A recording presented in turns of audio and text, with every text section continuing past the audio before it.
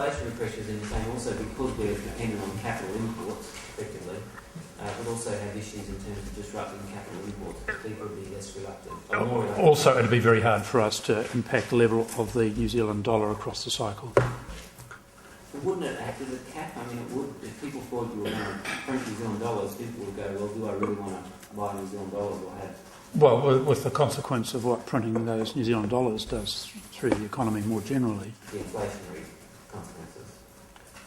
Okay, do you want to round up then, David? Yeah. Okay. I just wanted to really carry on with the topic that Russell raised earlier, which was the current account deficit, which this year goes down in part because the banks are paying some of that overdue tax, which you can see, but then goes back up to 5.6% and 6.5%, 6% in out years. We don't seem to be heading to an export-led recovery, really, based on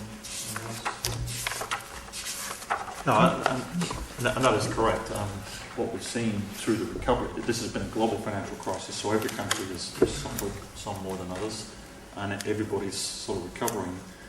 It is actually mathematically impossible for everybody to have an undervalued currency. And some have it, and we don't. And so, as a consequence, we can't this time expect our recovery to come solely from exports, unlike other recoveries. And the main drivers of the increase in current account deficit in out years are increases in borrowings from overseas sources that are going to be consumed in New Zealand. Would that be right? Well, the overseas borrowing will finance that current account position. Yeah. What we're seeing as the economy recovers, businesses return to profit, and some of that is foreign owned, and we'll see a position of the current account going to that level of around sort of 5%, and most of that will be made up of interest payments and dividend payments. Okay. So so most of it effectively has been consumed rather than going into investment in the tradable sector.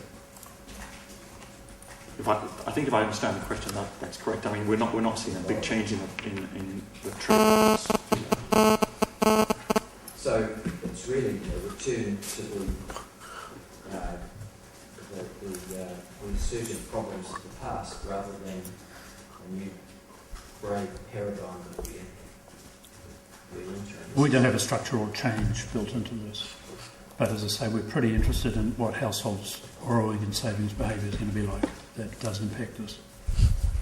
Okay. You finished, David? Presenter Sam Inga? Thank you, Mr. Chair, through you. Just looking at your comments on labour market, and you've said that it's nearing a trough, and the weakness during the 2009 years has led to moderation in wage growth. We've seen some disputes throughout this year, and if it starts to take off, do you see pressure on wages as being a threat to the inflation sort of levels? So we have seen, one of the interesting things through the recession was just how flexible the labour market turned out to be. So we saw a big drop in labour demand, but rather than that being reflected in lower employment, it seemed as though firms, for a large part, put in wage freezes. Yep. And also they tried to reduce the hours of existing staff. We're starting to see the economy improve now, and some of those things will turn around. And there has been, numerous headlines about wage disputes going on. In the projections we have wage inflation picking up, so you expect more of this to happen. And certainly there'll probably be some catch-up from wage rates that were held steady. Does it put some risk to inflation? Well, it really depends on how strong those things come through. But certainly the projections would allow for a pick-up in wage inflation. Okay. With the RBA's running ahead of yourselves in their short-term official rates, will that flow through into the 1, the 2, the 3-year rates, and to start to see the margin, the premium of New Zealand over Australia? Do you see that coming in? Because they're very, very bullish on their economy, and you've become less bearish, perhaps a little bit more bullish today, and other reports seem to be heading that way as well. Do you see any implications there?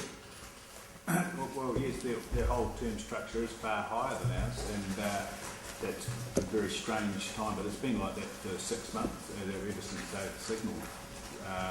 At this stage, the government mentioned we are quite competitive against Australian exchange rate, and we would expect that to continue. That a lot of people are predicting the Australian exchange rate will continue to appreciate because they effectively are quite a high yielding currency relative to other currencies at the moment. But you still see New Zealand, New Zealand's floor being Aussie plus something.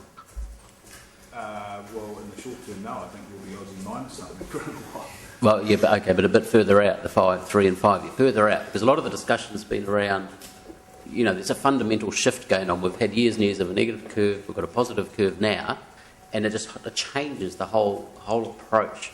So I'm just wondering if that would flow through.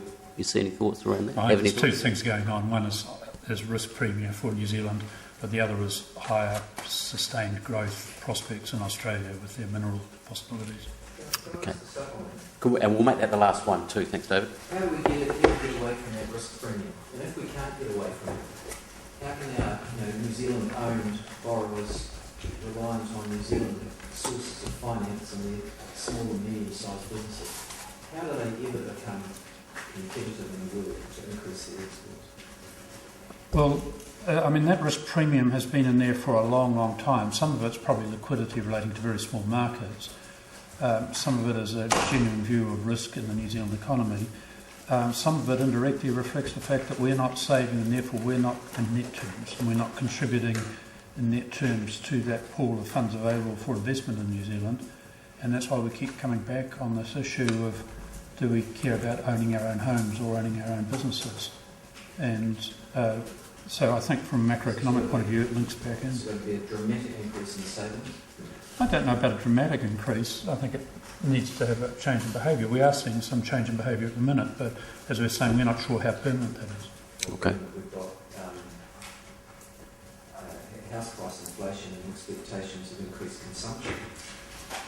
Well, we've got a more gradual growth in consumption this time. If you look at the relationship between house prices and consumption historically, it's a very strong relationship.